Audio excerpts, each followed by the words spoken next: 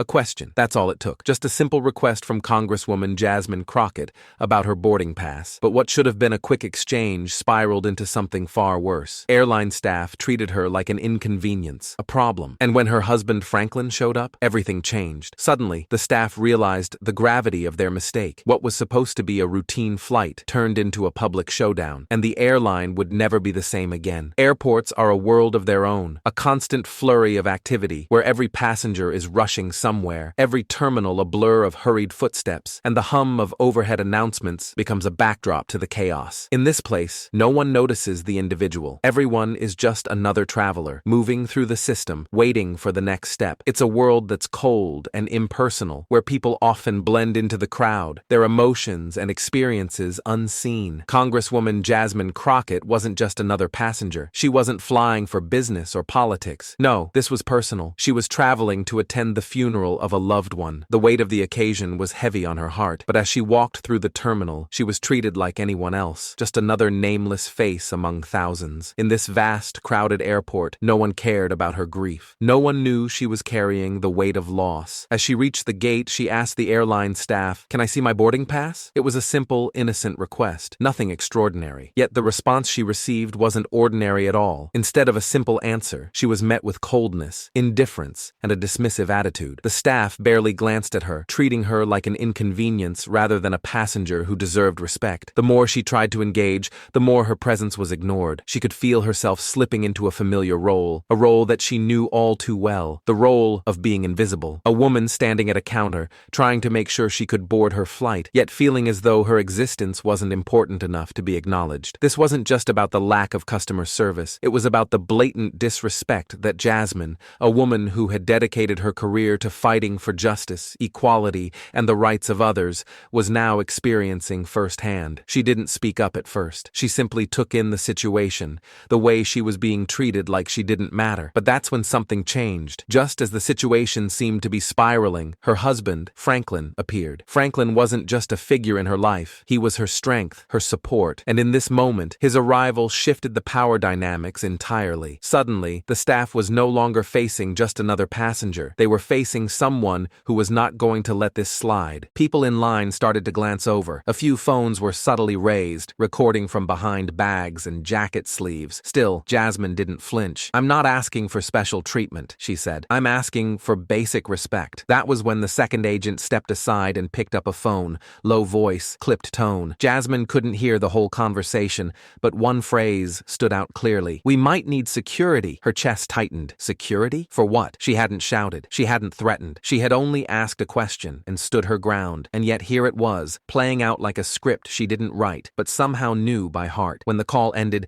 Jasmine looked directly at the agent. "Who made the call to security?" No one answered. The man at the desk shrugged. "Does it matter?" Yes, it did. Because now, the situation had crossed a line. This wasn't just bad service. It was something else, something bigger. A moment where assumptions were being made, not because of her behavior, but because of who they thought she was. The tension in the air had shifted. People around the gate were watching now, sensing something was off. Some with curiosity, others with quiet recognition. A few turned away, uncomfortable with the scene, as if witnessing something too familiar to name. Still, Jasmine stood there, shoulders squared, expression steady, not fighting, not pleading, just existing. And somehow that was the threat. And then, just as the silence started to stretch too long, her husband Franklin arrived. He didn't storm in or raise his voice. He simply walked to her side, placed a hand gently on her shoulder, and turned to the gate agent. "What's going on here?" His voice was calm but firm, grounded. It had the kind of weight that didn't come from volume. It came from certainty, from being unafraid to ask the right question at the right time. The agent froze for a moment. No keyboard clicks, no smirks, just the realization that this wasn't going away quietly. Jasmine didn't say anything else right then. She didn't have to. Franklin had entered the scene, not to take over, but to stand beside her. His presence made it clear this woman was not alone, and her dignity wasn't up for negotiation. And in that moment, the energy shifted again, not because someone yelled, but because someone noticed, because someone asked a question that couldn't be dodged, because the quiet, calm presence of someone who sees you, really sees you, is sometimes the loudest sound in the room. Franklin Crockett didn't walk in like a hero. He didn't rush, didn't raise his voice, didn't demand attention with force. He simply stepped into the frame, tall, steady, deliberate, and the room shifted. He saw Jasmine before she saw him, the way she stood, still, composed,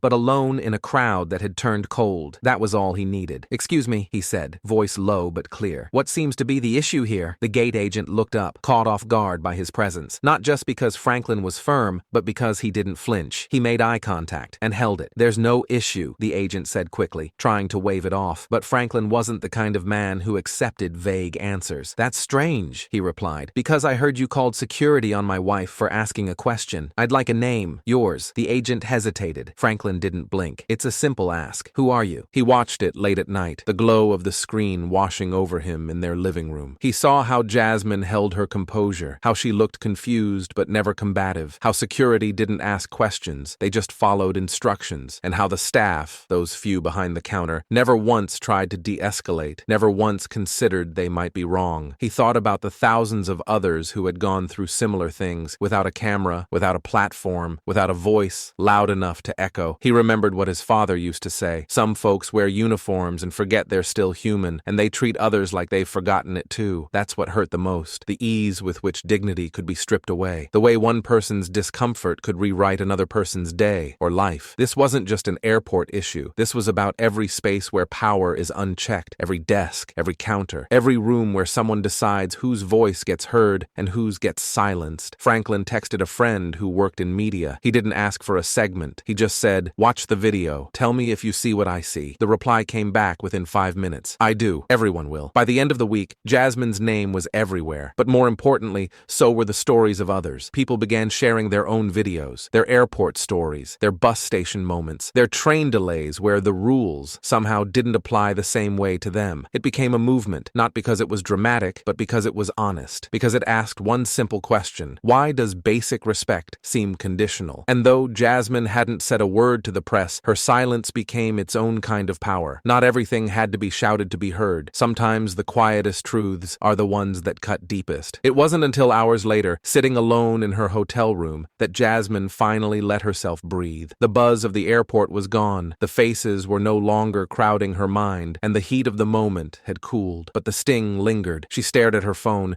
the screen filled with notifications, messages, tags, videos, opinions. Everyone had something to say about what happened. But Jasmine, she was still processing it. What bothered her most wasn't just that she'd been disrespected, it was how easily it had happened. A simple question, a boarding pass, a moment of confusion, and yet it had been enough for someone to decide she didn't deserve kindness, or patience, or even basic acknowledgement. She thought about how many others had been through the same thing, but hadn't had a camera rolling, hadn't had a husband arrive, hadn't had a title that might, at some point, demand respect. That's what stuck with her. It wasn't about being a congresswoman, it was about being a person. Because the truth was, no one asked who she was before treating her like a problem. No one cared about her title, her work, or her responsibilities. In that moment, she wasn't the Honorable Jasmine Crockett. She was just another passenger asking a question, and that, just being herself, was somehow seen as too much. The title hadn't protected her, and in some ways, that was the point. If it can happen to me, she thought, then it's definitely happening to people who don't have any platform at all. She leaned back in her chair and thought about Franklin, thought about how, even in the middle of chaos, he had remained steady. His voice didn't rise, his hands didn't shake, but every word he said hit like a hammer. He didn't defend her because she was his wife. He defended her because she was right. And one thing he'd said kept replaying in her head: real power is knowing who you are, and no one can take that away. That truth grounded her, because yes, they'd tried to reduce her to an inconvenience. Yes, they'd dismissed her, but they hadn't taken anything from her. She was still standing, still dignified, still whole. In fact, she realized they'd actually given her something: clarity. This wasn't just about airports. It was about workplaces, classrooms, courtrooms, restaurants, sidewalks, every space where a person's value is questioned before they even open their mouth. And as frustrating as it was to be put in that position, Jasmine felt something else rising within her, a quiet kind of strength, the kind that doesn't yell, the kind that doesn't need to prove anything, the kind that shows up, stays still, and says, "I see you, but I will not be moved." She picked up her phone again, not to respond, not to post, but just to scroll through the messages. People had written long notes, shared their stories, thanked her for her composure. One message from a woman in Kansas stood out: "They did the same thing to my son when he was 17. He never forgot it. Watching you handle that made me cry. Thank you for showing him what grace looks like." And that was the moment Jasmine truly understood what had happened. This wasn't a loss. It wasn't a humiliation. It was a lesson, a reminder reminder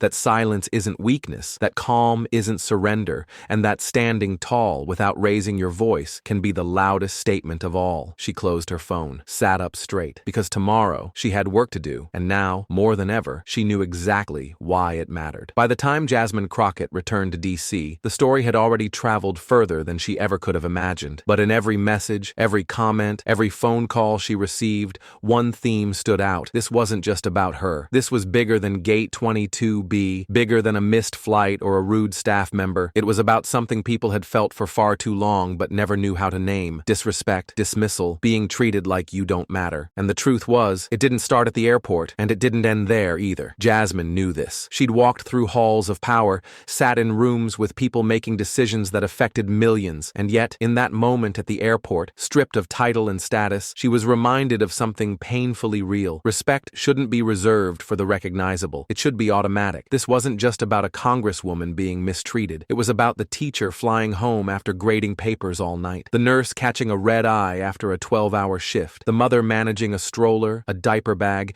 and a boarding pass with no extra help in sight. They all deserved better, and most of them had stories just like hers. One woman wrote to Jasmine saying, "I didn't know who you were, but I saw myself in you. I've been talked to like that, looked through like that. Thank you for standing still." Another man posted, "They did the same to my father. Missed his heart surgery because someone didn't see his paperwork. No apology, no one held accountable. It just happened, and we had to carry it." These weren't isolated voices. They were echoes of a shared experience, and the more people spoke, the louder it got. Franklin was right. It should never take a title for someone to be treated with basic decency. But the world didn't always work that way. Still, something had shifted. This time, people were watching. Not just watching, but reflecting, remembering, relating. And when Jasmine spoke again, this time not with frustration but with clarity, she chose her words carefully. In a letter later published by several major outlets, she wrote, "This isn't just about one gate or one airline. It's about how easily some people in power forget the basic rules of decency, how quickly a voice is dismissed when it doesn't come wrapped in privilege or pedigree. Dignity isn't something we should earn. It should come standard every time." That line was quoted more than any other, because it wasn't just well written, it was the truth, and everyone knew it. And maybe that's why people kept sharing the video, not for the drama, not for the spectacle, but because it held up a mirror. It showed something that had been happening in quiet corners for too long. It reminded people that the issue wasn't just airline policy, it was human policy. Respect shouldn't be conditional. Dignity shouldn't have to be defended. One story had sparked thousands more, and while Jasmine didn't ask for attention, didn't chase headlines, she embraced the moment as a chance for something different, not a spectacle, a conversation. Because stories like this weren't just news cycles, they were patterns, and the only way to break them was to speak them out loud. So the next time someone watched that video, maybe they wouldn't just see a congresswoman, maybe they'd see themselves, or someone they love, or someone they've brushed past without realizing, and maybe they'd think twice before dismissing a stranger. That's how change begins, not always with noise, but sometimes with stillness. Still enough for the world to look at what it's doing, still enough for everyone else to say, "This happened to me too, but maybe it doesn't have to happen again." Jasmine Crockett's experience at the airport didn't end at the gate. It didn't stop when Franklin arrived or when the video went viral. It became something else, something larger. It became a mirror, a reflection of how quickly people are judged based on appearance, how often titles and achievements are ignored, how many voices go unheard simply because someone decided they weren't important enough to listen to. In that brief encounter, Jasmine wasn't a congresswoman. She was just another passenger, asking a question and being met with cold indifference. But what happened next made it clear. This wasn't just her fight. This was all of ours. Because behind every viral moment is a pattern we've accepted for too long. A silent agreement that it's okay to treat some people like they don't matter. That respect is something you earn through power, position, or prestige. But that's not how it should be. Respect isn't a luxury. It's not a favor you hand out when it's convenient. It's a right. And every single person, whether they're in a suit or sweatpants, whether they're leading a nation or just trying to get home, deserves it. So here's the truth. This story isn't just about what happened to Jasmine Crockett. It's about what happens every day in airports, stores, offices, and schools. It's about what happens when we forget that behind every face is a human being, carrying a story we don't yet know. Now ask yourself this. If it were you at that gate, would you have been treated the same way? If you had been the one behind the counter, would you have acted differently? Think about that, and then do something. Share this story, not for the clicks, not for the comments, but to remind the world that everyone deserves to be seen. And if you've been there too, silenced, ignored, disrespected, tell your story. Let it be heard, because dignity doesn't come with a badge. It comes with being human, and it's time we start acting like it. What happened at that gate wasn't just about one woman, one question, or even one airline. It was about something bigger, something many people live through every single day without a camera rolling. It was a reminder: dignity should never depend on a title. So if this story stayed with you, if it made you think, or remember a time when you were spoken to like you didn't matter, then don't just scroll past it. Share it. Talk about it. Let it be more than just another headline that fades in a day, because respect isn't complicated. It starts with listening. It starts with seeing. And sometimes all it takes is one moment, one person standing still, to show the world what should have been obvious all along. For more stories that reveal, reflect, and remind, stay with us, because the truth deserves to be heard, and so do you.